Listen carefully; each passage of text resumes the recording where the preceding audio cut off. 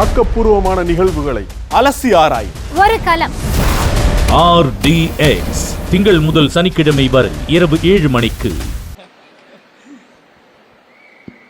எல்லோருக்கும் வணக்கம்.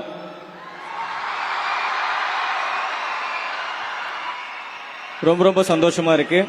இவ்வளவு பெரிய மேடையில் எனக்கு இந்த வாய்ப்பு கொடுத்ததுக்கு தமிழ்நாடு அரசுக்கு ரொம்ப நன்றி. நானும் உங்களை மாதிரி கவர்மெண்ட் ஸ்கூல்ல இருந்து தான் படித்தேன். ஸோ அந்த விதத்தில் ரொம்ப பெருமைப்படுறேன்.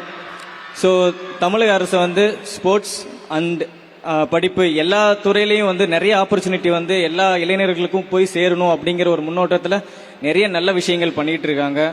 ஸோ அந்த விதத்தில் நீங்கள் இப்போ இருக்கிற மாணவ மாணவிகள் நிறைய அந்த ஆப்பர்ச்சுனிட்டி யூஸ் பண்ணிக்கணும். இங்கிருந்து நிறைய பேர் பெரிய லெவலில் ஆடணும். சாதாரண கிராமத்திலிருந்து எங்கனாலும் சாதிக்க முடியும் அப்படிங்கிறதுக்கு இவங்கெல்லாம் முன்னுதாரணமாக இருக்காங்க. ஸோ நீங்களும் எங்கே இருந்தாலும் எவ்வளோ தூரத்தில் எங்கே இருந்தாலும் போக முடியும் அப்படின்னு தன்னம்பிக்கையோட கவர்மெண்ட் உங்களுக்கு பக்கபலமாக இருக்காங்க, சப்போர்ட்டாக இருக்காங்க. ஸோ அதை யூஸ் பண்ணி இன்னும் பெரிய லெவலில் ஆகுங்கிறது என்னோட ஆசை. இன்னும் என்ன மாதிரி உங்களை மாதிரி இன்னும் நிறைய கிராமப்புறங்கள்லேருந்து நிறைய பேர் வரணுங்கிறது என்னோட ஆசை. ஒன் செகண்ட் இந்த வாய்ப்பு கொடுத்ததுக்கு மறுபடியும் நன்றி. Thank you mister Nataraj. Thank you so much. எல்லாருக்கும் ரொம்ப நன்றி. Please. Thank you. Once again, a special mention to all the heroes, to all our athletes, sports stars. Nandri to the Olympians here.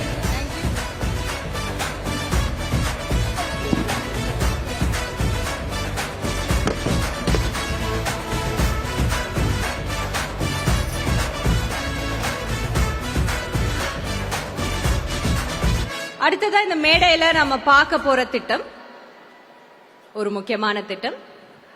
நம்மளுடைய stars, sports stars, Olympians, they're greeting our Chief Minister and our Chief Guest, Telangana State Chief Minister.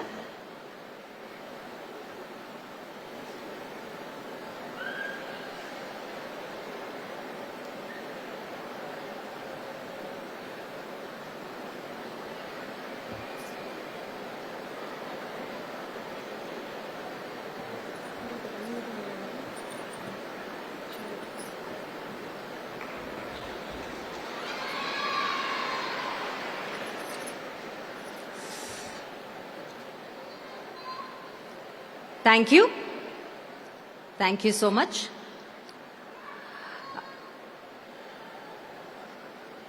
அடுத்ததா நாம பார்க்க போற திட்டம், இந்த மேடையில பார்க்க போற திட்டம் என்னன்னு பார்த்தீங்கன்னா, இது ஒரு மகுடம் சூட்டிய திட்டம்னே சொல்லலாம். சத்தம் இல்லாம பெரும் எழுச்சியை ஏற்படுத்தி கொண்டிருக்கும் ஒரு திட்டம் இது. அந்த திட்டத்தின் பெயர் புதுமை பெண் தமிழ் புதல்வன். இந்த திட்டம்ல என்ன ஸ்பெஷல் அப்படின்னு பாத்தீங்கன்னா, நீங்க அரசு பள்ளியில 6வதுல இருந்து 12வது வரைக்கும் படிச்சு முடிச்சிட்டு நீங்க கல்லூரியில சேர்ந்தீங்கன்னா மாதம் 1000 ரூபாய் உங்களுக்கு ஊதியம் வழங்கப்படும். இந்த ஊக்கத்தொகை வழங்கப்படும்.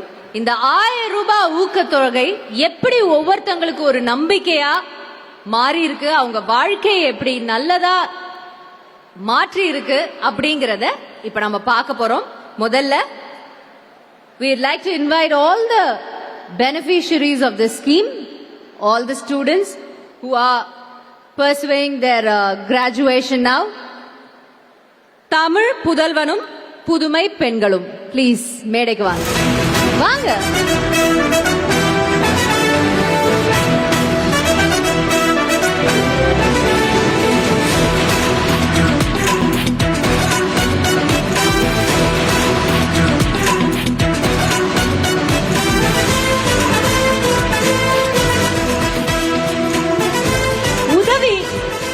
உதவி யார் வேணா செய்யலாம். ஆனா ஒரு திட்டம் வகுத்து அதுல ஒருத்தவங்க மட்டும் இல்லாம ஒரு என்டையர் ஜெனரேஷனே அதுல பயன்பெற முடியும்னா அது அரசால மட்டும்தான் அதை சேவையா செய்ய முடியும். அப்படி அவங்க செய்த சேவை, அவங்க கொடுத்த ஊக்கத்தொகை. யூசுவலா இந்த மாதிரி ஊக்கத்தொகை கொடுக்கும்போது நீங்க இதை இதுக்காக தான் பயன்படுத்தணும், நீங்க எஜுகேஷனுக்காக தான் பயன்படுத்தணும் அப்படி எல்லாம் சொல்லுவாங்க.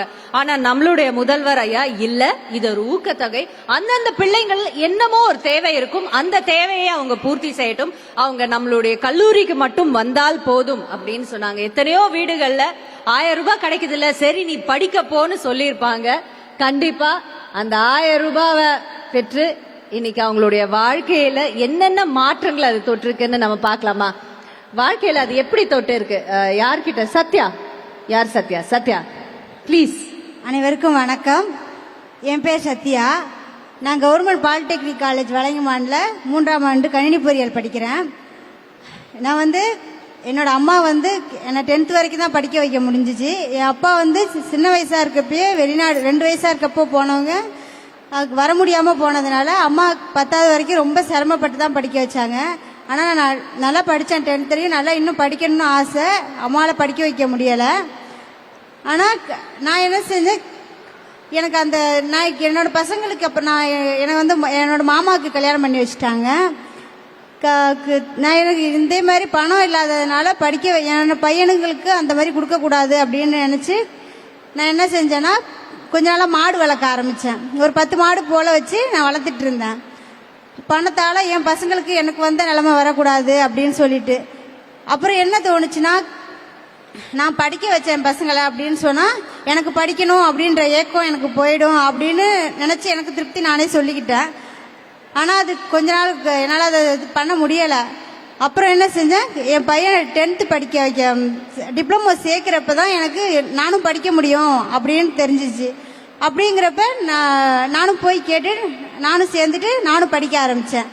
அப்போ என்ன சொன்னாங்கன்னா, 17 வருஷம் கழித்து நீங்கள் படிக்கிறீங்க அப்படின்னா உங்களால் படிக்க முடியாது, நீங்கள் எப்படி படிக்க முடியும், எப்படி பாஸ் ஆவீங்க அப்படின்னு சொன்னாங்க. அப்போ அவங்களுக்கு என்ன பதில் சொன்னேன்னா, 2 மாதம் கழித்து நான் கிளாஸ் ஃபர்ஸ்ட் வந்தேன். அப்படி நான் உங்களுக்கு நிரூபித்தேன் என்னால் படிக்க முடியும் அப்படின்றத நிரூபிச்சிட்டேன். ஆனால் எனக்குள்ளே இன்னொன்று என்ன தோணுச்சுன்னா, நான் என்னோட பையனை படிக்க வைக்கிற இடத்துல இருந்துட்டு நான் படிக்க போகிறேன் அப்படின்னா என்னோட சப்போர்ட் வந்து என் ஃபேமிலிக்கு நான் கொடுக்கல. நான் காலேஜ் சேர்ந்தோடனே என்ன செஞ்சேன், மாடை விற்றுட்டு 2 மாடை மட்டும் வச்சுட்டு மாடை பார்க்க முடியாதுன்னு சொல்லி விற்றுட்டேன். அந்த சப்போர்ட்டு நான் கொடுக்கல. இன்னொரு சுமை என்ன கொடுத்தேன் என்னோட கணவருக்கு அப்படின்னா, என்னையும் சேர்த்து படிக்க வைக்கிற சுமையை உங்களுக்கு கொடுத்துட்டேன் அப்படின்ற ஒரு உறுத்தல் எனக்கு வந்துடுச்சு. அப்போ நான் இன்னமும் எல்லாரும் சொன்னாங்களே இது எப்படி படிக்க போகுது அப்படின்ற அதுவும் நிஜமாயிடுமோ அப்படின்னு யோசிக்கிறப்ப எனக்கு ஃபஸ்ட்டு கிடைச்ச பெரிய கிஃப்ட் என்னன்னா, மகளிர் உதவித்தொகை எனக்கு ஃபஸ்ட்டு கிடைச்சிச்சு. அது கிடைச்சோடனே என்னோட நம்பிக்கை வந்து நான் என்ன பையனுக்கு வந்து சப்போர்ட் பண்ணுறேன் அப்படின்ற எண்ணத்தை கொஞ்சம் குறைச்சிக்கிட்டேன்.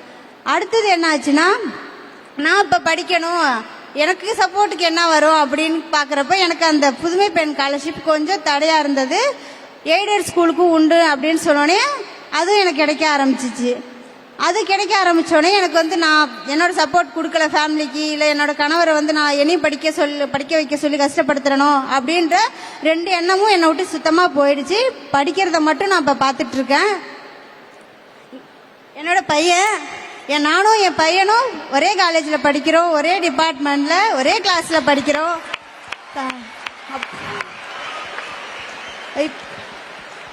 படிக்கிறதுக்கு வந்து வயது தடை இல்லை அப்படின்றத நான் காமிச்சிட்டேன். அதே மாதிரி சாதிக்கிறதுக்கும் வயது தடை இல்லைன்றதை நான் கண்டிப்பாக நான் காமிப்பேன். எனக்கு வந்து இப்போ படிக்கிறதுக்கு இவ்வளோ சப்போர்ட்டாக இருக்குது.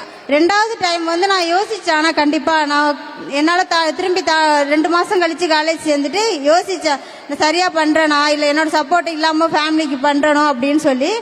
அந்த சப்போர்ட்டுக்கு அந்த எண்ணத்தை என்னிலேருந்து எடுத்தது முதலமைச்சர் ஐயா அவர்கள் தந்த உதவித்தொகை, மகளிர் உதவித்தொகையும் புதுமை பெண் திட்டம் தான். நன்றி ஐயா. அந்த மாதிரி எனக்கு திரும்ப படிக்க எனக்கு வாய்ப்பு கொடுத்த என்னோட மாமாவுக்கும் நன்றி சொல்லிக்கிறேன். என்னோட கல்லூரி முதல்வர் அவர்களுக்கும் அனைத்து ஆசிரியர்களுக்கும் நன்றி சொல்லிக்கிறேன். ஏன்னா இவ்வளோ நாள் கழித்து வந்து படிக்கிறதும் அதுவும் பெஸ்ட்டாக 2nd இடத்துல நான் இப்போதைக்கு இருக்கேன். 2வதா அது என்னால் கொடுக்க முடியுதுன்னா, மாதா பிதா குருன்னு சொல்லுவாங்க இல்லையா, அந்த குரு இடத்துல இருக்கவங்க வந்து எனக்கு எவ்வளோ சப்போர்ட் பண்ணுறாங்கன்னா, மாதா பிதா அவங்களுக்குள்ள சப்போர்ட்டை கொடுத்து என்னை படிக்க வைக்கிறாங்க, அனுப்பியும் வச்சுருக்காங்க. அவங்க சப்போர்ட் இல்லைனாலும் என்னால் வர முடியாது. திரும்பி என்னோட கனவை வந்து உயிர்ப்பித்த முதல்வர் ஐயா அவர்களுக்கு நன்றியை சொல்லிக்கிறேன். ஆக்கப்பூர்வமான நிகழ்வுகளை அலசி ஆராய் ஒரு களம் RDX திங்கள் முதல் சனிக்கிழமை வரை இரவு 7 மணிக்கு